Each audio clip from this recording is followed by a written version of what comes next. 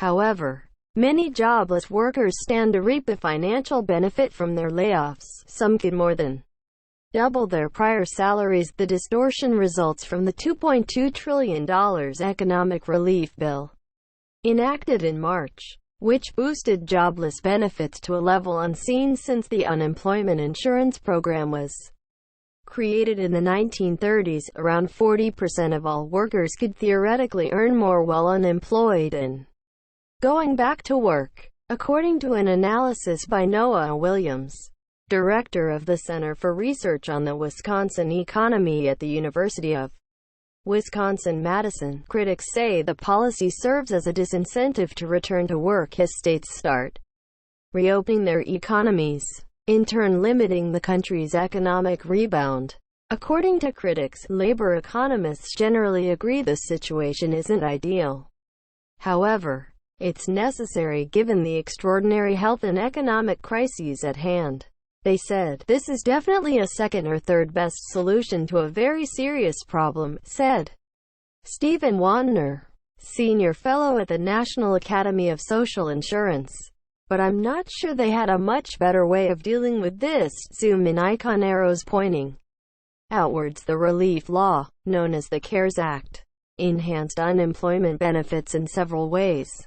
It boosted weekly benefits, increased their duration, and extended jobless pay to previously ineligible groups like the self-employed. The law offered an extra $600 per week, funded by the federal government, to unemployment recipients. That infusion supplements the unemployment benefits typically doled out by a worker's state. While unemployment insurance is a joint federal-state program, states control key aspects like benefit levels and vary significantly in generosity. The average worker in more than half of states stands to collect more from unemployment than from their prior job, according to an analysis conducted by Ernie Tedeschi, an economist at Evercore ISI. Zoom in icon arrows pointing outwards. These dynamics are largely a function of a state's wages and unemployment generosity. Generally, the lower the wages and the greater the unemployment benefits in a state,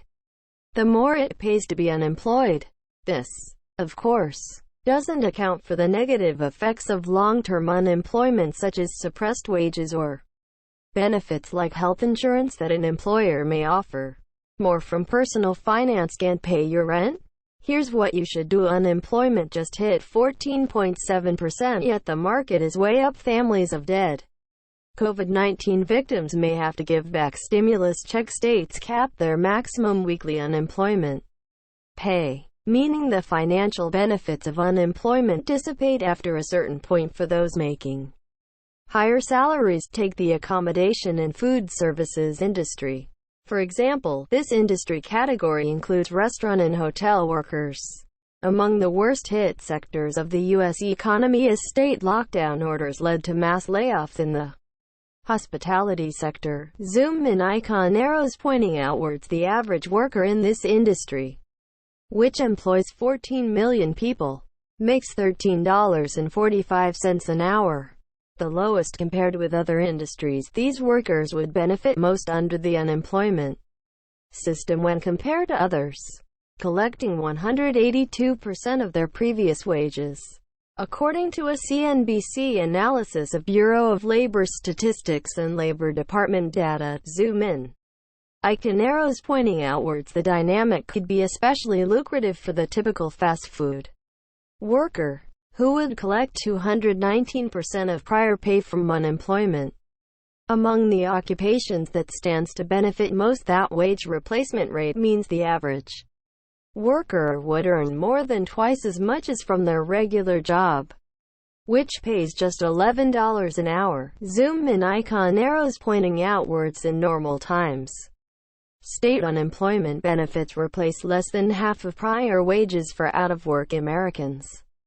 That's meant to incentivize individuals to find a new job and provide financial support until they do. The $600 a week infusion aimed to boost that ratio to 100%, or full wage replacement, for the average American. That makes sense when U.S. and state officials are urging people to stay home forcing businesses to close and preventing huge swaths of people from looking for work. Economists said workers in New Mexico, for example, would replace 129% of their prior salaries on average from unemployment, the largest wage replacement rate among any state, in Kansas and Montana. More than half their respective state workforces could make more on unemployment than by working, the largest shares of any other states. According to Williams, zoom and icon arrows pointing outwards. I think it's a good compromise with the situation we're in. Jesse Rothstein, director of the Institute for Research on Labor and Employment at the University of California, Berkeley, and former chief economist of the U.S. Department of Labor, said of the $600 payments we needed to support families and dramatically scale up the amount of benefits, he added, it would have been much worse without something like this. Absent a significant infusion, the economy would have suffered from even greater spending pullbacks as more people curtailed purchases and delayed rent payments to make ends meet. Economists said giving extra income payments to people who make less than $20 an hour is pretty much getting money in the hands of people who need it to pay utility bills, buy groceries, and help the economy right now, said Betsy Stevenson, a professor of economics and public policy at the University of Michigan. That was the case for one Amazon warehouse worker in Kentucky. The worker, who wished to remain anonymous for fear of company reprisal, has been collecting unemployment benefits in the state since the end of April after the warehouse temporarily closed. The individual makes nearly double his typical pay from a 40-hour work week pre-pandemic, $1,150 a week from unemployment benefits compared with $600 a week from a $15 an hour wage. The company recently instituted a $2 per hour temporary raise and increased overtime pay from 1.5 times to 2 times hourly pay, the worker said. The worker's warehouse has since reopened, but the individual plans to take unpaid time off and collect unemployment benefits through July due to a risk of contracting the COVID-19 by returning to work. An especially fraught idea given that the worker is caring for high-risk family members due to health conditions. The $600 a week additional payments are a relief, the person said. It eased financial strains in an already strained situation, the worker said. The state benefit would have kept the four walls up and everything else on, but it would be tight absent the $600 a week payments. The worker would still opt to collect unemployment due to health concerns. The beefed-up unemployment benefits was also an issue of expediency.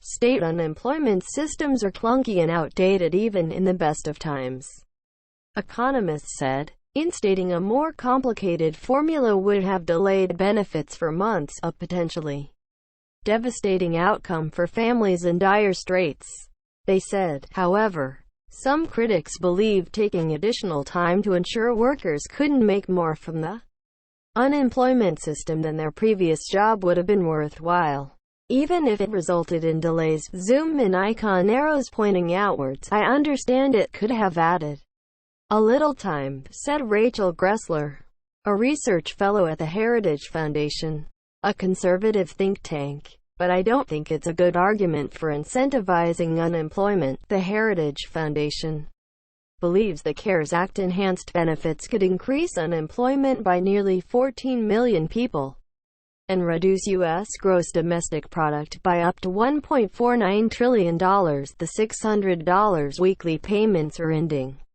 after July 31st, however, after which point Congress would have to extend them.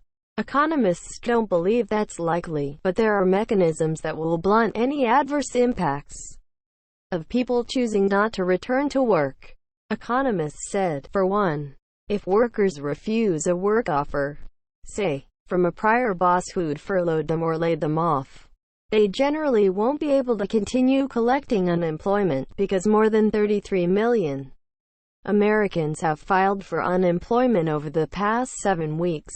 State unemployment funds are being drained quickly, giving states an incentive not to be lenient in their interpretations of who can continue to collect benefits. Stevenson said, states may also try to claw back some unemployment pay in certain circumstances like fraud. Plus, just because a worker is unemployed doesn't mean they will be necessarily be deemed eligible by a state. And workers in most states have had significant challenges filing applications for unemployment benefits and getting them processed amid record volume surges. Some have waited roughly 2 months without seeing one payment. The temporary nature of the extra $600 payment may dissuade others from being lax about their employment situation. Turning employment down in an environment where there aren't many jobs isn't likely to make sense for very many people, Rothstein said, with reporting from CNBC's Nate Ratner.